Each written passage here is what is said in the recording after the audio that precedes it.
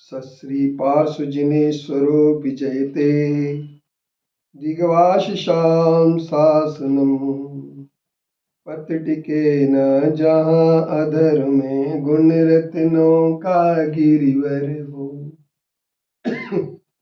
कितना विस्मय किसे नहीं हो, चलो देख लो शिरपुर को। देवों के भी देव पार्श्व जिन अंतरिक्ष में शांत रहे। युगों युगों तक दिगंबरों का जिन शासन जयवंत रहे।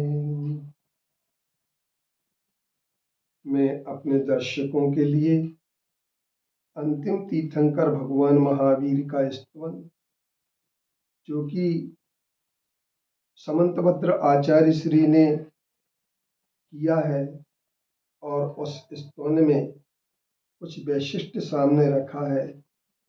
और वह वैशिष्ट सामने रखते हुए उन्होंने कहा है कि भगवान वर्तमान, आप इस पृथ्वी पर आत्मा और शरीर के गुणों से उत्पन्न हुए सुशोभित उज्जवल उस कीर्ति ख्याति से उस प्रकार से शोभायमान हो रहे हैं जिस तरीके से नक्षत्रों के बीच में चंद्रमा शोभायमान होता है।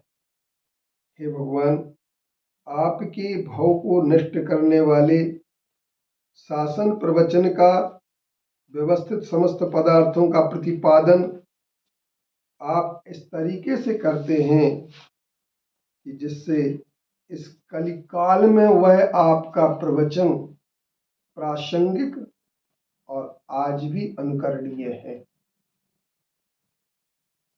और जिसकी प्रभास पुंज के कारण से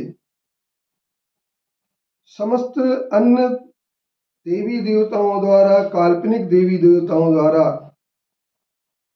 जो कुछ भी कहा जाता है वह महत्वहीन सिद्ध हो जाता है, और दोषक चापकों के निराकरण करने में समर्थ गंधर्व देव आदि आपकी स्तुति करते हैं। आपका शादवाद निर्दोष है। वह निर्दोष शादवाद होने का कारण सिर्फ इतना सा है कि आप इस शादवाद में प्रत्यक्ष और अनुमान से विरोध नहीं आता है, जबकि जो शादवाद से अन्य अशादवाद वाले हैं उनके यहाँ प्रत्यक्ष और अनुमान से विरोध आता है। हे भगवान, आप सुर असुरों से पूजित हैं, मिथ्या दृष्टि आदि प्राणियों के अभक्त हृदय से प्राप्त होने वाले परिणाम से पूजित नहीं है, क्योंकि तीनों लोकों के आप परम हितकारी हैं और केवल ज्ञान के प्रकाश पुंज मुक्ति के स्थान को प्राप्त हुए। हे महावीर भगवान, आप समोसरण शोभा में स्थित जीवों को रुचिकर प्रतीत होते हैं। 8 प्रातिहारी रूपी लक्ष्मी से आप सुंदरता को प्राप्त हुए हैं, और गुणों के भूषण होने के कारण से गुणों के आभूषणों को आप धारण करते हैं। आपकी अपनी कांति स्वकीय कांति है, और उसमें निमग्न सुंदर उस चंद्रमा को जीतने वाले हैं। आप मुमुक्षु, जो मोक्ष की इच्छा रखने वाले हैं, उन मुमुक्षुओं के लिए, क्योंकि मुमुक्षु की परिभाषा सिर्फ इतनी नहीं बताई गई है कि जो मोक्ष की इच्छा करे उसे मुमुक्षु कहते हैं, किंतु जो मोक्ष की साधना करे उसे मुमुक्षु कहते हैं। और मोक्ष के अभिलाषी जीवों की संपूर्ण मनोरथों को पूर्ण करने वाले आप हैं, और आप मद और माया दोनों से रहते हैं, अर्थात छल कपट और घमंड दोनों से रहते हैं। जीवादि पदार्थों के आपने केवल ज्ञान के आगम के प्रमाण से अत्यंत श्रेष्ठ अथवा प्रशंसनीय आपका प्रमाण है। आपने लक्ष्मी के मद को नष्ट करने वाले, स्वर्ग और मोक्ष को प्राप्त करने वाली श्री लक्ष्मी से आप युक्त हैं, और आप श्रेष्ठ इंद्रिय विजय को प्राप्त करने वाले उपदेश भी देते हैं।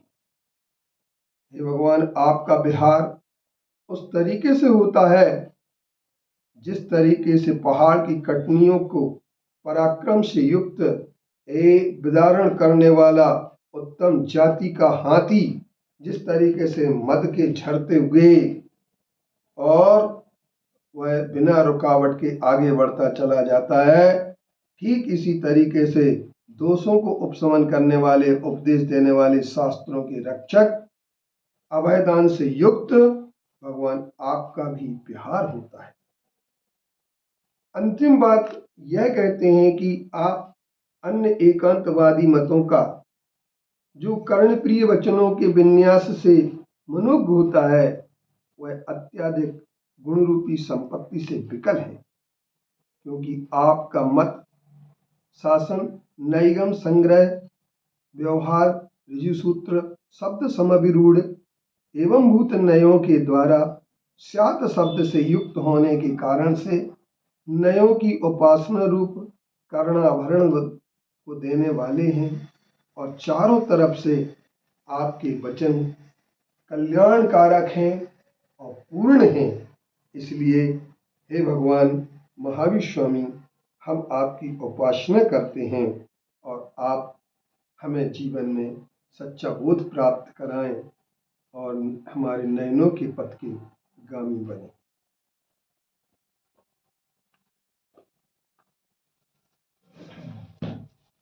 9 बज गए।